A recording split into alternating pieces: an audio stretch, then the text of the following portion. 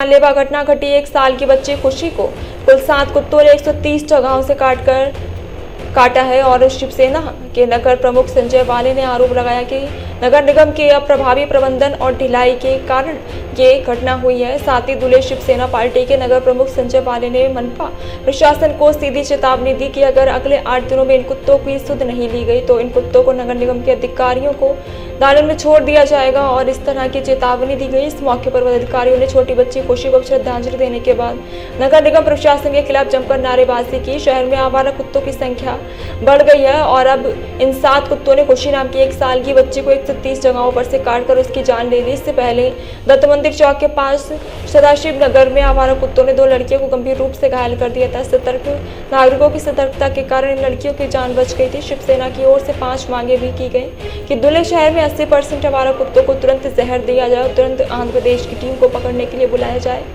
और इन कुत्तों को शहर के जंगलों में छोड़ दिया जाए। गेल्या 3 दिवसा अगोदर स्टेडियम जवळ एका 1 वर्षाच्या खुशी नामक बालिकेचा मोकाट कुत्र्यांनी या ठिकाणी प्राण घेतलेला आहे। धुळे शहरामध्ये विविध भागांमध्ये कुत्र्यांनी हैदोस माजवलेला आहे। गेल्या 10 दिवसापूर्वी सदाशिवनगर देवपूर विद्यानगरीमध्ये 2 बालकांचा त्या ठिकाणी प्राणघातक हल्ला कुत्र्यांनी त्या ठिकाणी केला, पण नागरिकांच्या सतर्कपणामुळे त्या ठिकाणी ते बालक बचावले आहे। रोज या धुळे शहरामध्ये कुत्र्यांचा इतका हैदोस वाढला आहे की या धुळे शहरातले 80% कुत्रे हे पिसाळलेले आहेत। रोज नागरिकांवर हल्ले या ठिकाणी धुळे शहरामध्ये कुत्र्यांच्या माध्यमातून होत आहे। मागच्या मे महिन्यामध्ये 171 लोकांना या ठिकाणी कुत्र्यांनी चावा घेतलेला आहे। दुसरं असं की महानगरपालिकेच्या हलगर्जीपणामुळे आजपर्यंत कुत्र्याचा बंदोबस्त करण्यासाठी कुठल्याही उपाययोजना महानगरपालिकेने या ठिकाणी आखलेल्या नाही।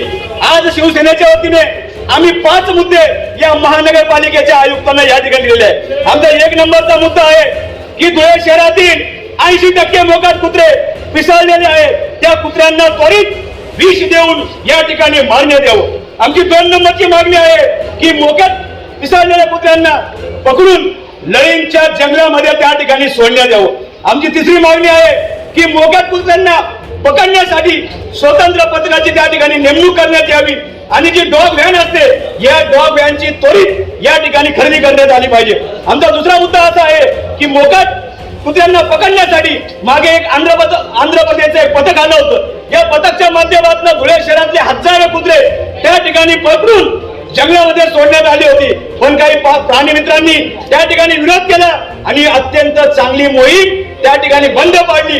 त्याच धर्तीवर परत त्या आंध्र प्रदेशच्या टीमला या धुळे शहरामध्ये तात्काळ पाचारण केलं पाहिजे आणि या मोकाट कुत्र्यांना जंगलात सोडलं पाहिजे, जेणेकरून या आमच्या खुशीसारख्या लहान बालिकेचा याच्यापुढे मृत्यू होणार नाही, नागरिकांचे अपघात होणार नाही कुत्र्यांच्या चावा घेतल्यामुळे। म्हणून या ठिकाणी पालिकेला आम्ही विनंती करतो, अन्यथा येणाऱ्या 8-10 दिवसामध्ये मोकाट कुत्रे शिवसेना स्वतः पकडून या महानगरपालिकेच्या आवारामध्ये आणि अधिकाऱ्यांच्या दालनामध्ये या ठिकाणी पिसाळलेले कुत्रे सोडल्याशिवाय शिवसेना गप्प बसणार नाही आणि होणार जे काय परिणाम असतील याची संपूर्ण जबाबदारी या धुळे महानगरपालिकेची असेल। जय